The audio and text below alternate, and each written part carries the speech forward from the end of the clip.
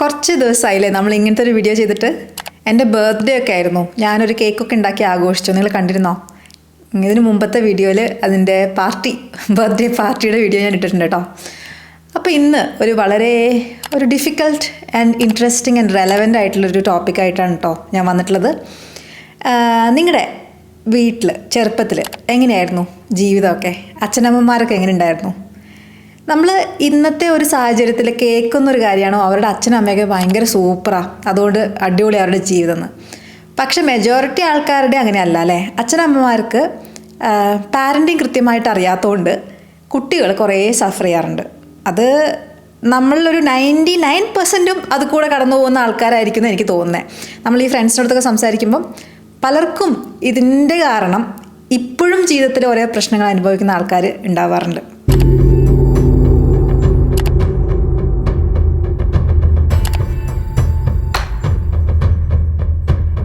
ഈ പാരൻറ്റിങ് എന്ന് പറയുന്നത് എങ്ങനെയാണ് പഠിക്കുക എന്ന് വെച്ചിട്ടുണ്ടെങ്കിൽ, നമ്മുടെ നാട്ടിൽ അവരുടെ പാരൻസ് പഠിപ്പിച്ച പാരൻറ്റിങ് ആയിരിക്കും അവർ ഫോളോ ചെയ്യുക. അതാണ് പിന്നെ നമ്മൾ ഫോളോ ചെയ്യുക. എങ്ങനെയാണ് പാരൻറ്റിങ് സൈക്കിൾ പോണേ. അപ്പോൾ എന്താ പ്രശ്നം എന്ന് വെച്ചാൽ, ഏതെങ്കിലും ഒരാൾക്ക് കുറച്ച് വെളിവുള്ളത് ഉണ്ടായിരുന്നില്ലെങ്കിൽ, അങ്ങനത്തെ ഒരു പാരൻസിന് കിട്ടിയിട്ടില്ലെങ്കിൽ, ഈ മോശം പാരൻറ്റിങ് രീതികൾ ഇങ്ങനൊരു ചെയിനായിട്ട് കണ്ടിന്യൂ ചെയ്യും. അത് നമ്മുടെ നാട്ടിൽ മാത്രമല്ല, വിദേശത്തും പുറത്തും എല്ലാ സ്ഥലത്തും കാര്യങ്ങൾ ഇങ്ങനെ തന്നെയാണ്. പക്ഷേ ഇപ്പോഴൊക്കെ ആൾക്കാർ പാരൻറ്റിങ്ങിന് കുറച്ചുകൂടി ഇമ്പോർട്ടൻസ് കൊടുക്കുന്നുണ്ട്. കുറേ പുസ്തകങ്ങൾ, കുറേ റീസേർച്ചൊക്കെ ഈ കാര്യത്തിൽ നടക്കണമുണ്ട്. എന്ത് ചെയ്താൽ എന്ത് സംഭവിക്കും അല്ല, ഇങ്ങനെ പാരൻറ്റിങ് ചെയ്താൽ എന്താണ് അതിൻ്റെ കുട്ടികൾക്കുണ്ടാവുന്ന ഫലങ്ങൾ, ഗുണഫലങ്ങളോ അല്ലെങ്കിൽ ദോഷഫലങ്ങളോ എന്താണെന്നുള്ളത് നമുക്കിപ്പം അറിയാൻ പറ്റും. അപ്പോൾ അങ്ങനെ നമ്മൾ പാരൻറ്റിങ് കുറേ ബുക്സൊക്കെ എടുത്ത് വായിക്കാം, പഠിക്കാം. പക്ഷെ ആദ്യം ഇതിനൊക്കെ മുമ്പ് അറിയണ്ടേ നമ്മൾ ഈ പാരൻറ്റിങ് ചെയ്യുമ്പോൾ ഉണ്ടാവുന്ന പ്രശ്നങ്ങൾ. അപ്പോൾ ഈ വീഡിയോയിൽ എനിക്കറിയാവുന്ന പലതരം പാരൻസും അവരുടെ പാരൻറ്റിങ് രീതികളും അതുകൊണ്ട് കുട്ടികൾക്ക് ഉണ്ടാകുന്ന പ്രശ്നങ്ങളും ഒക്കെയാണ് ഡിസ്കസ് ചെയ്യുന്നത്. എനിക്കറിയാത്ത ടൈപ്പ് പാരൻസ് ഉണ്ടാവും. അപ്പോൾ അവരുണ്ടാക്കുന്ന ബുദ്ധിമുട്ടുകളോ അല്ലെങ്കിൽ നല്ല കാര്യങ്ങളോ എനിക്കറിയില്ല. അപ്പോൾ എനിക്ക് അറിയാവുന്ന മാത്രമാണ് കേട്ടോ ഈ വീഡിയോയിൽ കവർ ചെയ്യുന്നത്. പലപ്പോഴും വലിയ ആൾക്കാർക്ക്, മുതിർന്ന ആൾക്കാർക്ക് ഭയങ്കരമായിട്ട് സെൽഫ് ഡൗട്ട് ഉണ്ടാവുക, അല്ലെങ്കിൽ കോൺഫിഡൻസ് തീരില്ലാതിരിക്കുക, അല്ലെങ്കിൽ പ്രാക്ടിക്കൽ ലൈഫ് സ്കിൽസ് ഒട്ടുമില്ലാത്ത ആൾക്കാർ നമ്മൾ കണ്ടിട്ടില്ലേ. അല്ലെങ്കിൽ ചില ആൾക്കാർ ഭയങ്കര നെഗറ്റീവ് ആയിരിക്കും, അല്ലെങ്കിൽ ചില ആൾക്കാർ സെൽഫ് സെൻറ്റേർഡ് ആയിരിക്കും, തൻ്റെ കാര്യം മാത്രം. അല്ലെങ്കിൽ വേറെ ചില ആൾക്കാരുണ്ട്, വേറെ ആൾക്കാരോട് കൂട്ടുകൂടുന്നതോ ഒരു റിലേഷൻഷിപ്പ് ആവുന്നതോ അവർക്ക് പേടിയാണ്. അപ്പോൾ അവർ കുറച്ച് അടുക്കാൻ നോക്കുമ്പോഴേക്കും അവർ കട്ട് ഓഫ് ചെയ്യും റിലേഷൻഷിപ്സ്. അപ്പോൾ ഇങ്ങനെയൊക്കെയുള്ള ആൾക്കാർക്ക് പൊതുവെ ഇങ്ങനത്തെയൊക്കെ രീതികളിൽ അവർ പെരുമാറാൻ കാരണം കുറേയൊക്കെ അവർ വളർന്നു വന്ന സാഹചര്യമാണ്. ഈവൻ നമ്മൾ ന്യൂസിലൊക്കെ ചിലപ്പോൾ കേൾക്കാറില്ലേ, ഇത്രയും ക്രൂരമായൊരു കൃത്യം ചെയ്തു എന്ന്. എന്നിട്ട് പിന്നെ അയാളുടെ ഭൂതകാലം ചകയുമ്പം അയാളുടെ പാരൻറ്റ്സ് എങ്ങനെയായിരുന്നു, അല്ലെങ്കിൽ അവൻ്റെ ജീവിതം ഭയങ്കര കഷ്ടപ്പാടായിരുന്നു എന്നുള്ള ആ ഒരു സ്റ്റോറി നമുക്ക് കിട്ടും. അപ്പോൾ നമ്മൾ വിചാരിക്കും അയ്യോ കഷ്ടം അല്ലേ. അതിന് മുമ്പ് നമ്മൾ വിചാരിച്ചു ഇയാൾ ഭയങ്കര മോശം, അയാൾ എന്താ ഇങ്ങനെ. അയാളുടെ ചൈൽഡ്ഹുഡിനെ കുറിച്ച് മനസ്സിലാക്കുമ്പോൾ നമ്മൾ കുറച്ചുകൂടെ എംപത്തറ്റിക് ആയിട്ട് പെരുമാറാൻ പറ്റും നമുക്ക്. അപ്പോൾ ഈ ബ്രോക്കൺ ചൈൽഡ്ഹുഡ് ഉണ്ടാവാതിരുന്ന നമ്മുടെ സമൂഹത്തിൽ നടക്കുന്ന കുറേ ക്രൈംസ് തന്നെ മാറും. അതൊരു കാര്യം. അതല്ലാണ്ട് ക്രിമിനൽ ആക്ടിവിറ്റീസ് അല്ല, നമ്മൾ സാധാരണ മനുഷ്യന്മാർ കുറേ സഫർ ചെയ്യുന്നത് ചൈൽഡ്ഹുഡിലെ ഓരോരോ ട്രോമാറ്റിക് ആയിട്ടുള്ള അനുഭവങ്ങൾ കാരണമാണ്. അപ്പോൾ ആദ്യത്തെ ഒരു ടൈപ്പ് പാരൻറ്റിനെ ഞാൻ പരിചയപ്പെടുത്താം, ഓവർ പ്രൊട്ടക്റ്റീവ് ആയിട്ടുള്ള പാരൻറ്റ്. പൊതുവെ ഇങ്ങനത്തെ പാരൻസിന് കുട്ടികൾ വളരെയധികം സക്സസ്ഫുൾ ആയിരിക്കണം, ഹാപ്പി ആയിരിക്കണം, ഇതാണ് ഇവരുടെ പ്രയോറിറ്റി. ഉദ്ദേശം നല്ലതാണ്, പക്ഷേ ആ ലക്ഷ്യത്തേക്ക് എത്തേണ്ട വഴി ഒട്ടും ശരിയല്ല. ലക്ഷ്യം മാർഗത്തെ സാധൂകരിക്കുന്നൊക്കെ നമ്മൾ കേട്ടിട്ടുണ്ട്. പക്ഷേ ഈ കാര്യത്തിൽ ലക്ഷ്യം മാർഗത്തെ ഒരു കാരണവശാലും സാധൂകരിക്കില്ല.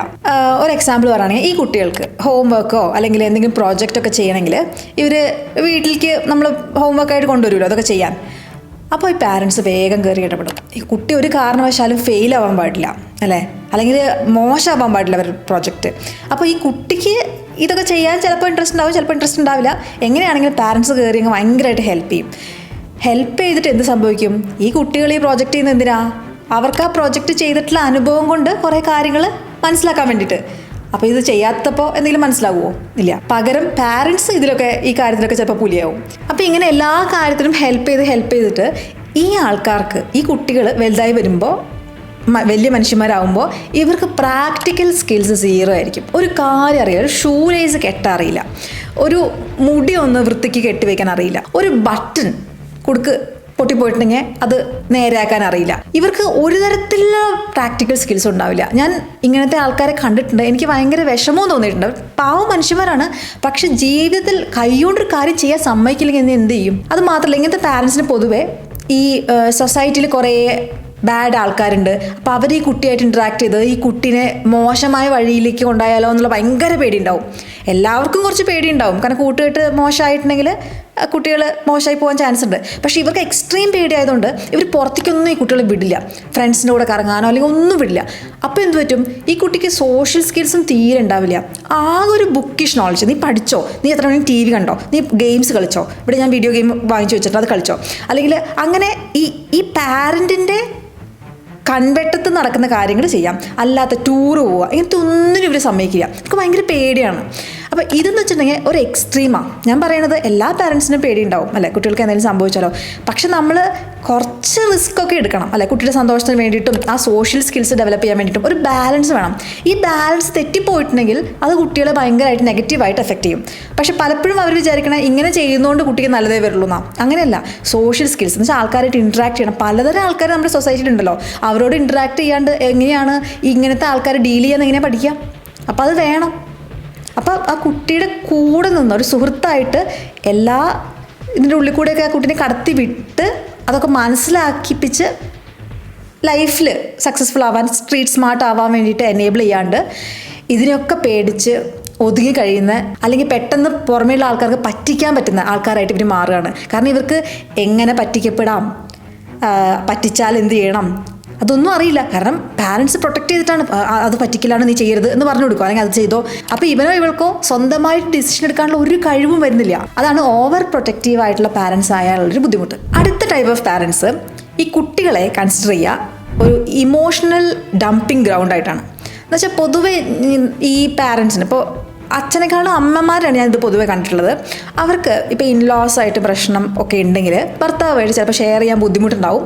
അപ്പോൾ ഇവർക്ക് ഇതൊക്കെ പറയാനുള്ള ഒരാളായിട്ട് ഈ കുട്ടി മാറും. അപ്പം കുറച്ചധികം അബ്യൂസീവായിട്ടുള്ള ഇൻലോസോ അല്ലെങ്കിൽ കുറച്ചധികം വിഷമമുണ്ടെന്ന് ഇവർ ധരിച്ചിട്ടുണ്ടെങ്കിൽ ഇവർ ഈ സാധനങ്ങൾ മുഴുവൻ, അവരുടെ കഷ്ടപ്പാടും ദുരിതങ്ങൾ മുഴുവൻ ഈ കുട്ടികളോട് പറഞ്ഞുകൊണ്ടിരിക്കും. അപ്പോൾ ഈ കുട്ടികൾക്ക് എന്താ ഇതുകൊണ്ട് സംഭവിക്കുക? നമ്മൾ പൊതുവെ വിചാരിക്കും മറ്റുള്ളവരുടെ ദുഃഖമൊക്കെ കേട്ടാൽ ഇവർക്ക് അവരോടുള്ള എമ്പതി കൂടും, അവർക്ക് കുറച്ചുകൂടെ മെച്യൂരിറ്റി അങ്ങനെ വരാൻ ചാൻസ് ഉണ്ടെന്നൊക്കെയാണ്. പക്ഷേ ശരിക്കും ഈ കുട്ടി അഡൾട്ട് ചൈൽഡായി മാറും. അതങ്ങനെ വാക്കുണ്ട്, അഡൾട്ട് ചൈൽഡ്. ഇതെന്താ സംഭവിക്കുന്നതെന്ന് വെച്ചിട്ടുണ്ടെങ്കിൽ കുട്ടിക്ക് ആ കുട്ടിയുടെ സ്വന്തം ഇമോഷൻസ് അത് ഒക്കെ ചെറിയ കാര്യങ്ങളാണ്, എൻ്റെ വിഷമങ്ങളൊക്കെ ചെറുതാണ്. പാരൻറ്റിൻ്റെയാണ് വലിയ വിഷമം. അപ്പോൾ ഞാൻ എൻ്റെ വിഷമങ്ങൾ അറിയിക്കാൻ പാടില്ല, കാരണം അവർ വിഷമിക്കും.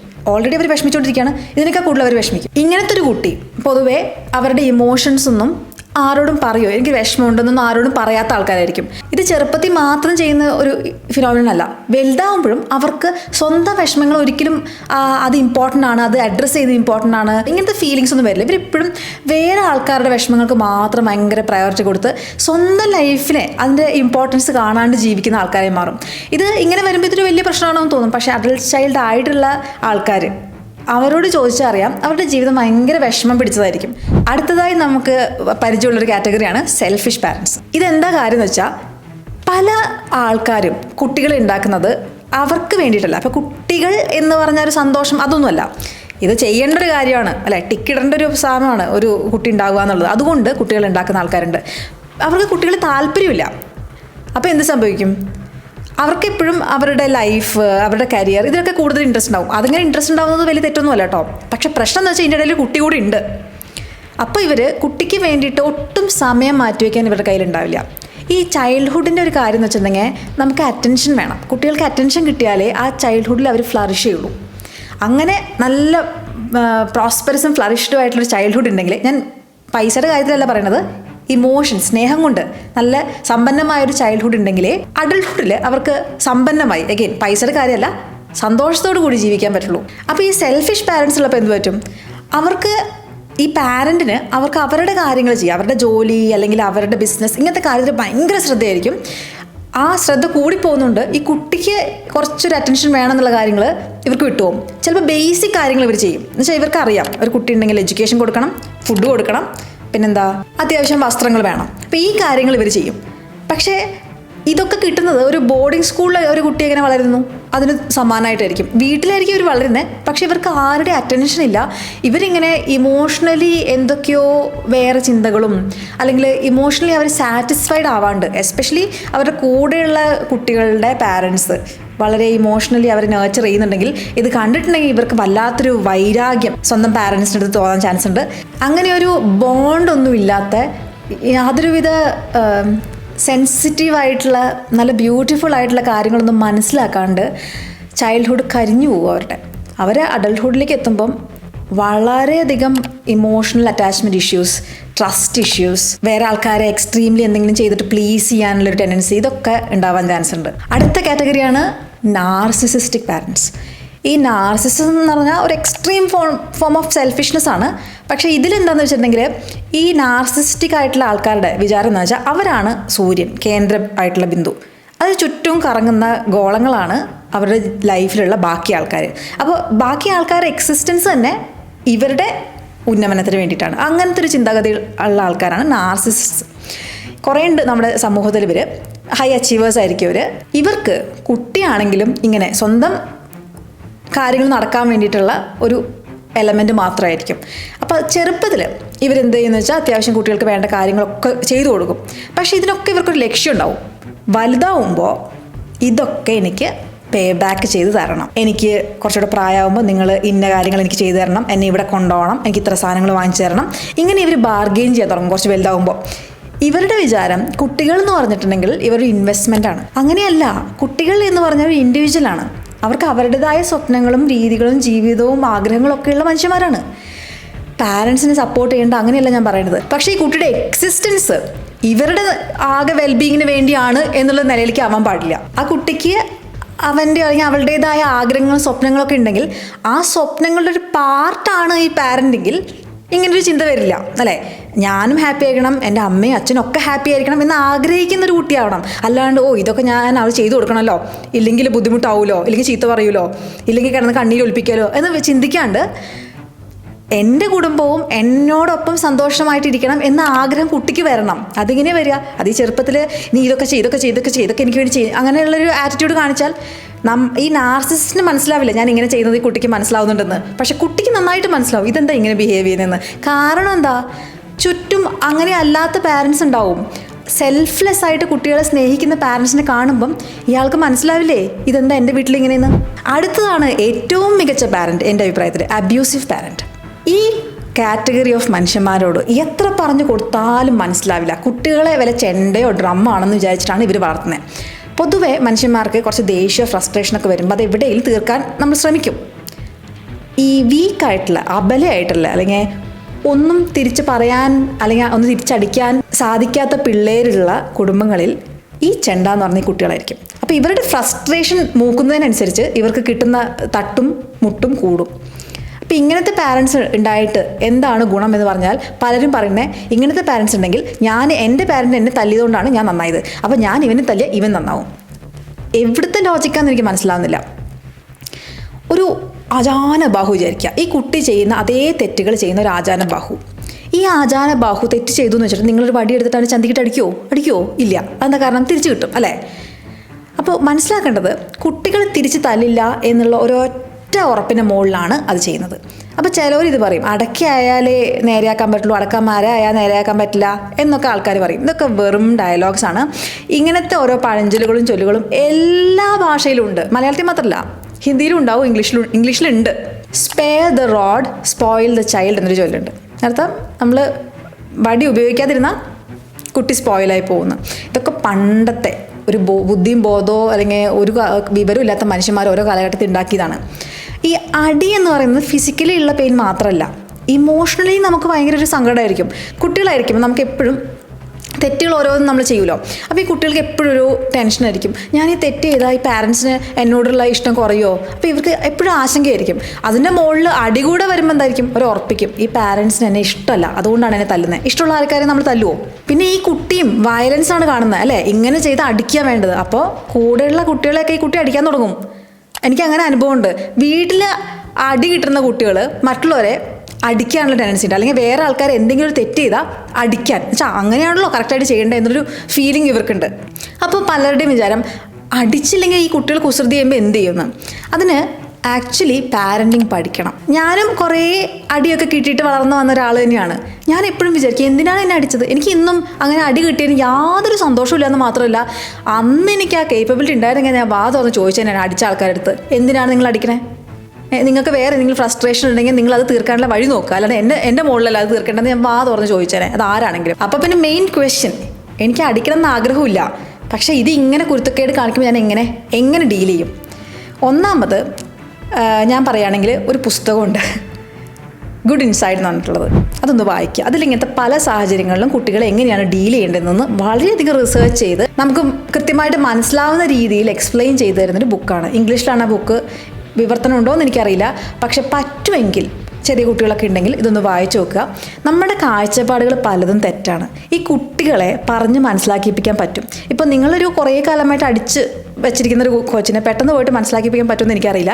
പക്ഷെ വളർത്തിക്കൊണ്ട് വരുമ്പോൾ തന്നെ നമ്മൾ ആ കറക്റ്റ് പാരൻറ്റിങ് രീതി ഫോളോ ചെയ്യുകയാണെങ്കിൽ വലിയ മാറ്റങ്ങൾ, വലിയ വ്യത്യാസങ്ങൾ നമുക്ക് കാണാൻ പറ്റും. ഇപ്പം ഞാൻ താമസിക്കുന്ന ജർമ്മനിയിലാണ്. ഇവിടെയൊക്കെ കുട്ടികളെ അടിച്ചിട്ടുണ്ടെങ്കിൽ അങ്ങനെ തന്നെ ഗവൺമെൻറ് ആ കുട്ടീനെ എടുത്തിട്ട് പോകും, അടിക്കാൻ പാടില്ല. അപ്പോൾ നോർവേയിലൊക്കെ നിങ്ങൾ കേട്ടിട്ടുണ്ടാവും ഒരു സംഭവമൊക്കെ ഉണ്ടായില്ലേ, ബാനവേർൻ എന്ന് പറഞ്ഞിട്ടൊരു ഓർഗനൈസേഷൻ ഉണ്ട്. അവിടെ കുട്ടികളെ പിടിച്ചോണ്ട് വെച്ചാൽ പിടുത്തുകാരൊന്നുമല്ല, പാരൻസ് ശരിയല്ലാന്ന് കണ്ടാൽ അപ്പോൾ അവർ കുട്ടികളെ എടുത്തിട്ട് പോകും. കാരണം കുട്ടികളുടെ ലൈഫ് വളരെ ഇമ്പോർട്ടൻ്റ് ആണ്. അപ്പോൾ എന്തിനാണ് ഇപ്പോൾ ഇങ്ങനത്തെ സംഘടനകളൊക്കെ നമ്മുടെ നാട്ടിൽ എങ്ങനെയാണ് കുട്ടികളെ ചട്ടുകം വെച്ച് പഠിപ്പിക്കുക? എന്തൊക്കെ ക്രൂരതകളാണ്. എന്താ പറയുക, എക്സ്ട്രീം മണ്ടന്മാർ കുറേ നമ്മുടെ ചുറ്റുമുണ്ട്. അവർ ഈ കുട്ടികളുടെ ലൈഫ് കോഞ്ഞാട്ടിയാക്കും. എസ്പെഷ്യലി ഇന്നത്തെ കാലത്ത് പല പാരൻസിനും അറിയാം അടിക്കരുത് കുട്ടികളെ. അപ്പോൾ അവർ സ്നേഹപൂർവ്വം കാര്യങ്ങൾ പറഞ്ഞ് മനസ്സിലാക്കിപ്പിച്ച് അവരെ കൂടെ നിർത്തി. അതാണ് ആ ബുക്കിൽ പറയുന്നൊരു ഇമ്പോർട്ടൻറ്റ് കാര്യം. നമ്മളെപ്പോഴും നമ്മുടെ സ്നേഹം റീപ്ലെനിഷ് ചെയ്യണം. അവർക്ക് ഒരിക്കലും എന്നെ ഇഷ്ടമല്ല, എൻ്റെ പാരൻസിന് ഇഷ്ടമല്ല എന്ന് തോന്നരുത്. ഇപ്പം നിങ്ങളോട് വളരെ ഇഷ്ടമുള്ള ഒരാൾ ഒരു കാര്യം പറഞ്ഞാൽ നിങ്ങളത് സാധിച്ചു കൊടുക്കും. അതിന് പകരം നിങ്ങൾക്ക് അയാളോട് പ്രത്യേകിച്ച് ഒരു ഒബ്ലിഗേഷനോ ഒരു അടുപ്പോ ഇല്ലാത്ത ഒരാളൊരു കാര്യം പറഞ്ഞാൽ നിങ്ങളത് സാധിക്കണമെന്നില്ല. അതുമാതിരി നമ്മൾ നമ്മുടെ സ്നേഹം എപ്പോഴും റീപ്ലെനിഷ് ചെയ്തുകൊണ്ടിരിക്കണം കുട്ടികളടുത്ത്. അങ്ങനെ റീപ്ലെനിഷ് ചെയ്തിട്ടുള്ള ഒരു പാരൻറ്റ് ഒരു കാര്യം പറയുമ്പം ആ കുട്ടിക്ക് തള്ളിക്കളയാൻ പറ്റില്ല. ആ രീതിയിൽ വേണം കുട്ടികളെ വളർത്തിക്കൊണ്ട് വരാനെന്നാണ് ഒരു ടെക്നിക്ക് കേട്ടോ ഈ ബുക്കിൽ പറയണത്. ഇനി ഈ പാരൻസ് ഭയങ്കര അബ്യൂസീവ് ആണെങ്കിൽ, അതിപ്പോൾ പല രീതിയിൽ അബ്യൂസീവ് ആയിരിക്കാം. സെക്ഷലി അബ്യൂസ് ചെയ്യുന്ന, എക്സ്പ്ലോയിറ്റ് ചെയ്യുന്ന പാരൻസ്, എസ്പെഷ്യലി അച്ഛന്മാരൊക്കെ നമ്മൾ ന്യൂസിൽ ഓരോന്ന് കേട്ടിട്ടുണ്ട്. അങ്ങനത്തെ വല്ല കുട്ടികളുണ്ടെങ്കിൽ ലീഗൽ ഹെൽപ്പ് സ്വീകരിക്കാം. അതിലൊരു ഇതും വിചാരിക്കരുത്, കുടുംബമഹിതം, കുടുംബ പേര്, അങ്ങനത്തെ കാര്യങ്ങളൊന്നും വിചാരിക്കരുത്. ലീഗൽ ഹെൽപ്പ് സ്വീകരിക്കുക. പക്ഷെ അങ്ങനത്തെ കുറച്ച് പേരെ ഉണ്ടാവുള്ളൂ എന്നാണ് എനിക്ക് തോന്നുന്നത്. പക്ഷേ അടിക്കുന്ന പാരൻസ് കുറേ ഉണ്ട്. അടിക്കുന്ന പാരൻസ് ആവാം, ഗ്രാൻഡ് പാരൻസ് ആവാം, ആര് നിങ്ങളെ അടിക്കുന്നുണ്ടെങ്കിലും നിങ്ങൾ കൃത്യമായി വോയിസ് ചെയ്യണം, അടിക്കാൻ പാടില്ല. എനിക്കറിയില്ല നമ്മുടെ നാട്ടിൽ പോലീസിലൊക്കെ പോയിട്ട് കംപ്ലയിൻറ്റ് ചെയ്യാൻ പറ്റുമെന്ന്. പക്ഷേ സ്കൂളുകളിൽ അടിക്കാൻ പാടില്ല എന്നുള്ളൊരു നിയമം വന്നപ്പം അത് കർശനമായിട്ട് പാലിക്കപ്പെടുന്നില്ലേ? കുറച്ച് പേരൊക്കെ അതിനെക്കുറിച്ചൊക്കെ പറയാറുണ്ട്. ടീച്ചേഴ്സിനെ അടിക്കാൻ പറ്റാത്തതുകൊണ്ട് കുട്ടികളൊക്കെ വഴിതെറ്റി പോകാമെന്ന്. അതെന്താ? ആ ടീച്ചേഴ്സും കുട്ടികളായിട്ട് നല്ലൊരു അടുപ്പമുണ്ടെങ്കിൽ, അങ്ങനത്തെ ടീച്ചേഴ്സിനെ നിങ്ങൾ കണ്ടിട്ടില്ലേ? നല്ല സ്നേഹമുള്ള ടീച്ചേഴ്സ്, അവർ പറഞ്ഞാൽ കുട്ടികൾ കേൾക്കും.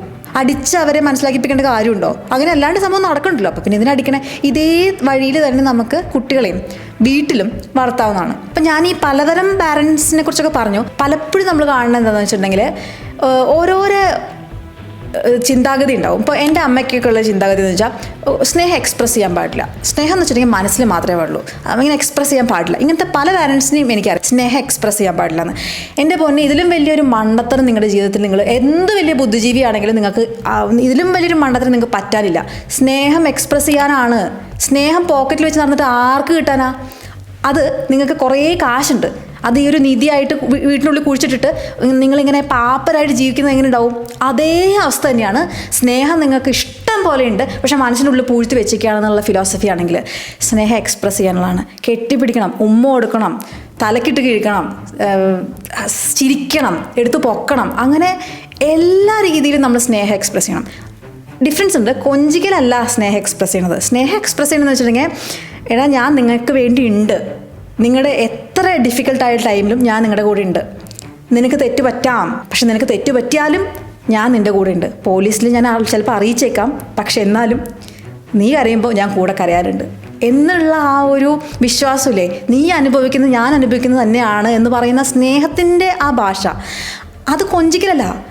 ആ ഭാഷയിൽ നമ്മൾ പാരൻസ് കുട്ടികളുടെ അടുത്ത് സംസാരിച്ചാലേ, പെരുമാറിയാലേ, അത് അവർക്ക് റിയലൈസ് ചെയ്യിപ്പിച്ചാലേ നമ്മുടെ കുട്ടികൾക്ക് നല്ല രീതിയിലുള്ള ചൈൽഡ്ഹുഡ് കിട്ടുള്ളൂ.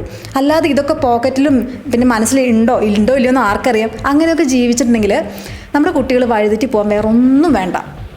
അപ്പോൾ ഇത് കാണുന്ന പാരൻസ് ഉണ്ടെങ്കിൽ കുട്ടികളോട് സ്നേഹത്തിൽ പെരുമാറുക. അവർക്കൊരു ക്രഷോ അവർക്ക് എന്തെങ്കിലും ഒരു സ്നേഹബന്ധമൊക്കെ ഉണ്ടെങ്കിൽ നമുക്കും പണ്ടെപ്പോഴോ ഉണ്ടായിട്ടുള്ള എത്രയോ അനുഭവങ്ങൾ ഉണ്ടായിരിക്കും. അപ്പോൾ അവർക്കുണ്ട്, എനിക്ക് ഒരിക്കലും ഉണ്ടായിട്ടില്ല എന്നുള്ള പോലെ ഒന്നും പെരുമാറാണ്ട് ഇതൊക്കെ ഈ പ്രായത്തിലുള്ളതാണ്, എങ്ങനെയുണ്ട്, എങ്ങനെ പോകണു നിൻ്റെ ഗേൾ ഫ്രണ്ടോ ബോയ് ഫ്രണ്ടോ, അങ്ങനെ കുറച്ച് കാര്യങ്ങൾ ചോദിക്കുക. ഈ ഒരു ബോയ് ഫ്രണ്ടോ ഗേൾ ഫ്രണ്ടോ ഉണ്ടായ ഉടനെ തന്നെ ഇവർ ഒളിച്ചോടി പോകാനൊന്നും പോകണില്ല. അപ്പോൾ അവരോട് പറയാം, നിങ്ങളുടെ സ്റ്റഡീസ് ഇമ്പോർട്ടൻ്റ് ആണ്, നിങ്ങൾക്ക് ഒരു ജോലിയോ അല്ലെങ്കിൽ എന്തെങ്കിലും ഒരു സ്കിൽ, ലൈഫ് സ്കിൽ നിങ്ങൾക്ക് വേണം, അതിന് വേണ്ടിയിട്ട് ആദ്യം പ്രവർത്തിക്കുക. പ്രേമമൊക്കെ നടന്നോട്ടെ, അതൊക്കെ വഴിക്ക് നടന്നോട്ടെ. പിന്നെ അവർ പഠിക്കാൻ മോശമാണെങ്കിൽ ഹെൽപ്പ് വേണോ, എങ്ങനെയാണ് ഒരു ട്യൂഷനോ എന്തെങ്കിലും വേണോ, എവിടെ നിന്നാണ് ഒരു കോഴ്സ് എടുത്തതിന് പഠിപ്പിച്ച് കൊടുക്കുക കുട്ടിക്ക്, അങ്ങനത്തെ കാര്യങ്ങൾ അവനോട് തന്നെ ചോദിക്കുക, എന്താ ഹെൽപ്പ് വേണ്ടത്. ഇനി കളിക്കാൻ താല്പര്യമുണ്ടോ, അതിന് പ്രോത്സാഹിപ്പിക്കുക. ഈ കുട്ടികൾക്ക് അവരവരുടെ ഇൻട്രസ്റ്റ് അറിഞ്ഞ് പ്രോത്സാഹിപ്പിക്കുന്ന പാരൻസ് കിട്ടുന്നതിലും വലിയൊരു സംഭവമേ ഇല്ല അല്ലേ. അതുപോലെ ഭക്ഷണം കഴിക്കാൻ താല്പര്യമില്ല, അന്വേഷിക്കുക എന്താ പ്രശ്നം, അല്ലെങ്കിൽ കുത്തി കുത്തി കുത്തി കയറ്റി കൊടുക്കാൻ. അപ്പോൾ അങ്ങനെയാണെങ്കിൽ അവർ പിന്നെ കഴിക്കുമോ, ഇപ്പം കഴിക്കുന്നു വരും, വേറൊരു നിങ്ങളില്ലാത്ത അവസരത്തിൽ അവർ കഴിക്കുമോ.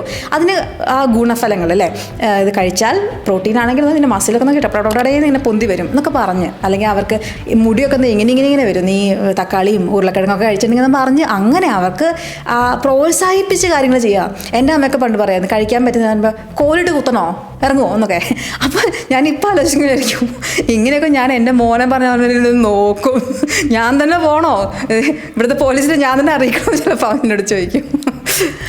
അപ്പോൾ തമാശയല്ല, വളരെ വളരെയധികം എനിക്ക് ഹൃദയത്തിൽ ഫീൽ ചെയ്യുന്ന കുറേ കാര്യങ്ങളാണ്. ഈ വീഡിയോ കുറേ ആൾക്കാരുടെ അടുത്ത് എത്തണം എന്ന് ഞാൻ ആഗ്രഹിക്കുകയാണ്. അപ്പോൾ ഞാൻ ഈ വീഡിയോ മാത്രം നിങ്ങളുടെ അറിയാവുന്ന ആൾക്കാർക്കൊക്കെ ഗ്രൂപ്പ്സൊക്കെ ഉണ്ടെങ്കിൽ ഷെയർ ചെയ്യണമെന്ന് പറയുകയാണ്. കാരണം നമ്മുടെ നാട്ടിൽ പാരൻറ്റിങ് വികൃതമായ രീതിയിലാണ്.